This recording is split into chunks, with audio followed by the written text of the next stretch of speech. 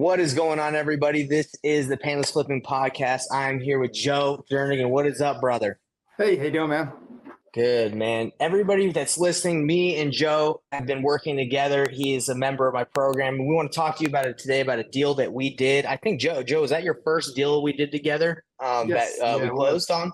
Yep. Well, we're going to dive into talk about how we got through that strategy. But before we dive into that, Joe, I want to introduce you to Invest to Thrive Nation. I just want you to kind of tell everybody a little bit about who you are, where you're at, and what you're up to, man. Yeah. So I'm Joe Jernigan, down in Mobile, Alabama right now. And I actually met Nathan through Jerry Norton, of all places. Actually, I met him through that circle. So I'd started really getting into real estate last year, at the end of last year, and then connected with Nathan and just hit it off with him. I love the way that he was always just giving a lot. And obviously I was looking for a lot of help and information. And so it was a good fit, and got connected with him and gave him a call, and then just started connecting with him every day.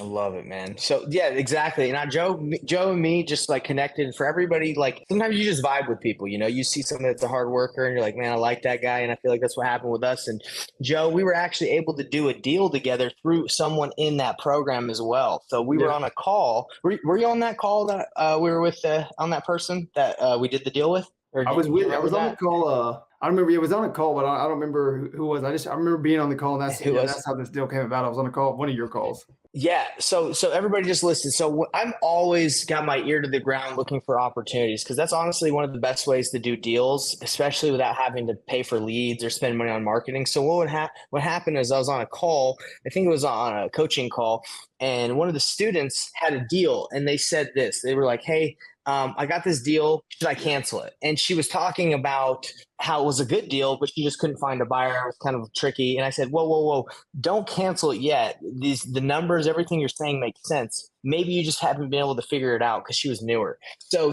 I asked her to send me the information of the deal, and the house ARV was like 250, 300,000. And she had it under contract for like 120, 130 for pretty much what the seller owed. So the seller was actually in pre-foreclosure and was going to lose the house. And she wasn't able to find someone in time, so she was going to cancel it. So I said, don't cancel it. I looked at it. I said it was a deal. I said, just talk to the seller, give us a little bit more time. We'll be able to find a buyer. So then, Joe, I reached out to you and I said, hey, Joe, this is a good deal. Go find a buyer and we can JV with this student. We can JV with this girl. So do you remember kind of how that went, Joe? Yeah, 100%. Yeah. No, I remember being on the call then, actually, like all that taking place. And then, you just said, hey, anybody that wants to find a buyer for this, I'll split it with you. Right. And this was in Richmond, Virginia. So this was in an area that is pretty dang populated, and it has a lot. Actually, Joe, I've never done a deal in Richmond, Virginia before. That's why I was like, hey, let's work together on it.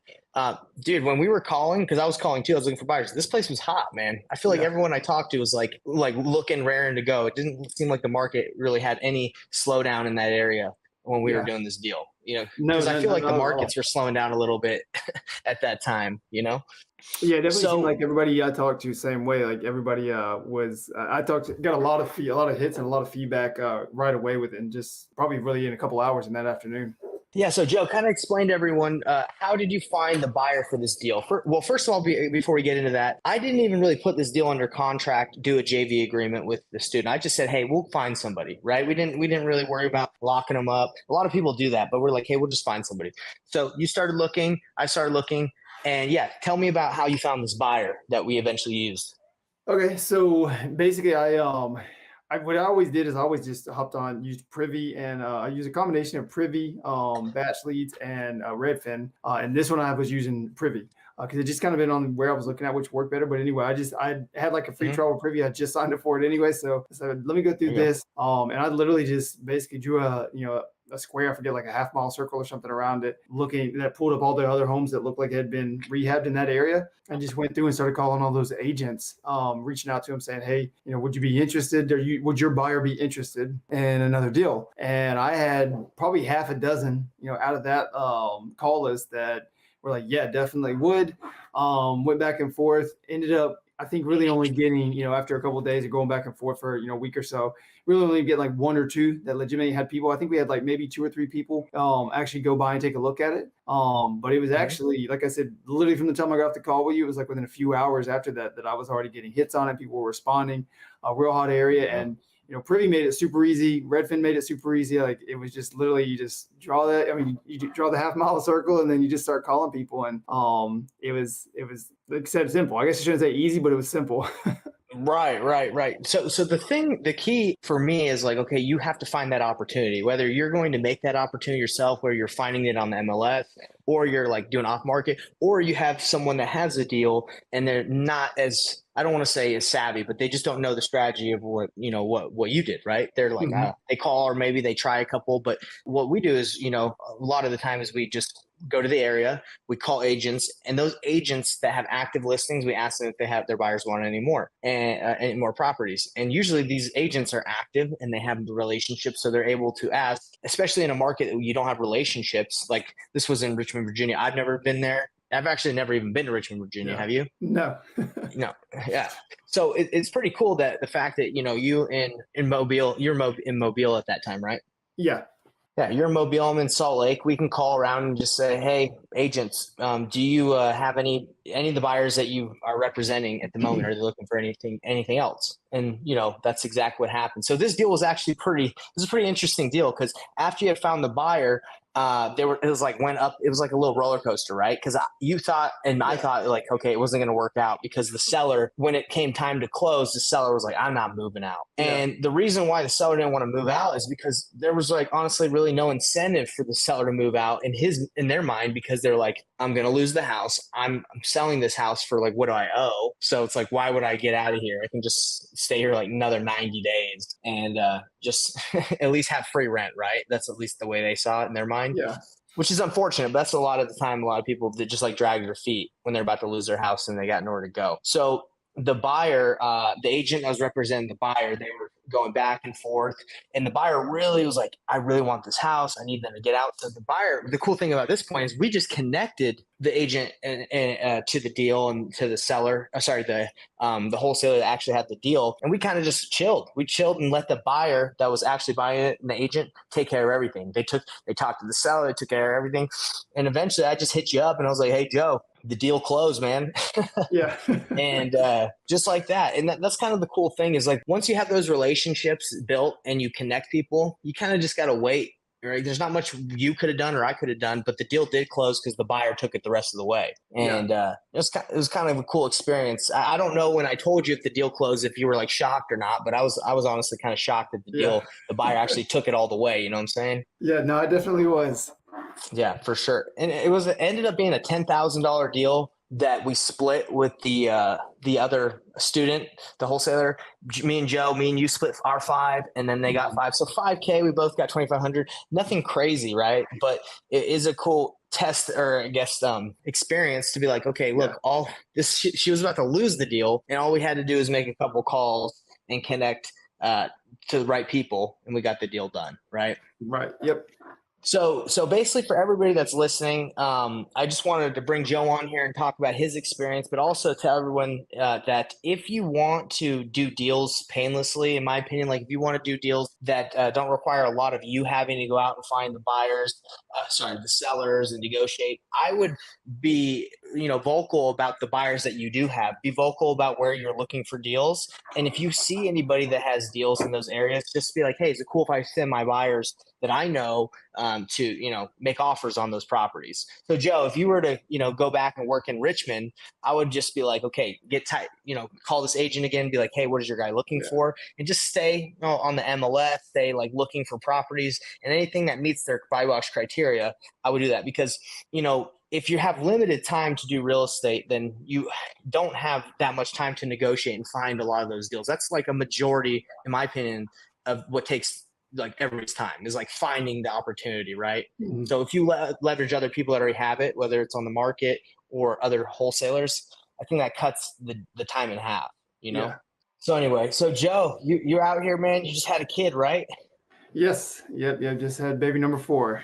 Bro, and I just had a kid. So everybody, the reason again why we're talking about this is it does take a lot of time to kind of get in the game and figure this stuff out. But again, if you can develop those relationships with your top buyers in the area and you can figure out what they want and you see those opportunities that come across and you can just kind of connect people, that I think is the most effective and efficient way to get it done. Yeah. So Joe's a little testament of that. We both did it together with, I would say, Joe, minimal effort, I guess, on like it was like 2 weeks that you did it, right? And then got paid later on. Right. Yeah. Yeah. I mean, it was, yeah, like you said, it was really minimal effort. I mean, it was a couple hours that first day calling. And then from there, it was basically just a text every now and then. I mean, if you text each week and then for like a month, didn't hear anything and then it closed.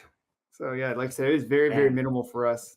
exactly. So that's my advice to everybody here. Check it out. We were able to do a deal together, minimal effort. But the key is finding the opportunities. And how do you find those opportunities? Well, you got to know what to look for, right? Because if not, then you're freaking scrambling all over. So that, everybody, if you're interested in learning more, check out painlessflipping.com. And we have a masterclass where we kind of teach the strategy a little bit more in depth. Hit up Joe if you're in Mobile, if you want to just chat. Joe, do you have any golden nuggets or do you have anything you want to leave everybody with that can not only help them in real estate, but just in life? Do you have any words of wisdom you want to drop on everybody? Yeah, I mean, part of it is just, kind of like a plug for you. I mean, just everything you did for me was huge, and having that relationship and talk about leverage. I mean, the whole reason that even happened is because from day one, I got that mentorship with you, and just had so much access to you and help and guidance. So anything, time I ever need anything, I had you there to walk along with. But also because of having the calls, that's why that happened, because I was on that call with you. And then you're always looking to share, to give, to connect. So you immediately turn around, hey, because I think it was me and one other guy on the call, and you're like, hey, if either one of y'all want to find a buyer, I'll split it. So again, just leveraging that, you already had a deal. So all I had to do was just spend a couple hours searching. So like you said, put yourself in the right people, around the right people, around the right places. And then for me, probably the biggest focus in this last year, between people like you and a handful of other ones, is really finding the people that you need in your life that have done what you're trying to do, that can lead you, that can guide you, and that you can be around so you can leverage their expertise or you can leverage their skills or their abilities. And when I say leverage, it's in a positive way. I think sometimes people take that negatively, Right. but it's in a positive way. It's saying like you are much more skilled and you're an expert in what you do. So it benefits me to be around you, and if I can, like you said, I don't right now having 4 babies, I don't necessarily have the time. So if I can pay to be closer to you and build a relationship and a friendship that's going to take Right. me, the rest of my life or take me to where I'm going, it's huge. You can trade that. So anyway, I just definitely would encourage to keep doing it. Don't expect it to be a one and done. It's a lifelong thing. Once you make the first investment into For yourself real, brother. with somebody else into something else, you can't expect a one and done. You've got to just say, you know what, it doesn't matter at this point. It doesn't matter if it's 10 years down the road. I've got to keep investing, and I can't turn back until you finally hit that success, get that outcome. Bro, that is so true. Like I was watching a video yesterday. I don't know if you ever see these kind of videos on YouTube. They're like, oh, I ask a billionaire how they made $1 billion. Have you ever Yeah. seen any of those where they ask like super? So there's this one guy, he's like, hey, I manage I help people with real estate deals. And I know there's like 156 billionaires in the world. And I know 96 in my phone, like, cause I work with them. And he Yeah. says like the number one thing that these billionaires all have in common is they make decisions quickly and they don't waste Mhm. time, right? Because Yeah. they look at time as, because Jeff Bezos, he was saying that like he makes $2,500 a second or a minute. So like to him, a minute of his time is extremely valuable, right? Yeah. So we also have to look at, our time. You said you got the 4 babies. You got to look at, okay, what is the most important thing? Mhm. What is the best use of my time? Yes, you could hop on and cold call and maybe get a $50,000 deal, but is that worth all your time? Is your time best used doing other things? And I know that you've been talking with you and your family about what's the best way to use your time. So anyway, I want to say, agree with you that like, getting around the right people, taking the shortcuts, leveraging Mhm. other people's skill sets Yeah. is the best use of time, I believe, because so you don't have to figure out everything on your own. Yeah. Yeah. Still their 10,000 Love hours, it. right? Dude, you got to. And hey, brother, you can leverage me anytime you need because I got your back. All right. So, Best Drive Nation, hit up Joe if you need anything. He's the man. Hit me up and you'll check you guys out on the next one. All right. Peace out.